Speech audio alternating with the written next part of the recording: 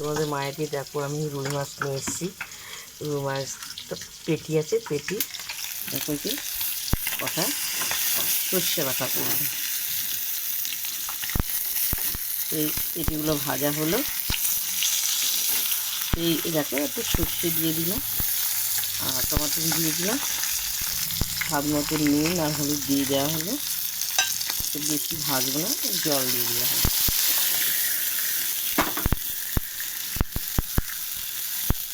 সাদা সর্ষে দেওয়া হলো। রুই মাছের পেটি সর্ষে বাটা।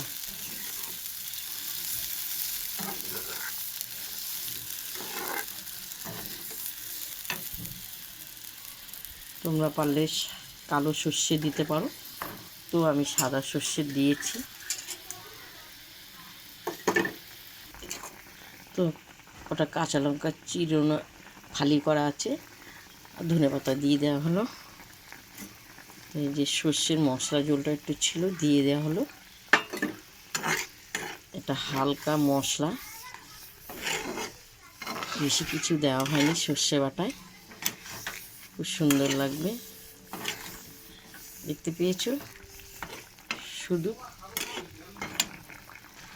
তো দেখো আমার হয়ে গেছে, একদম মশলাই দেওয়া হয়নি, হালকা মশলাতে। এখন আমি নামাবো।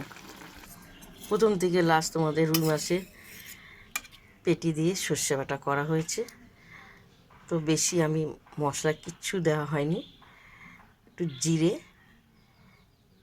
কালো জিরে দেওয়া হয়েছে ফোড়নে, টমেটো, ধনে পাতা, সাদা সর্ষে,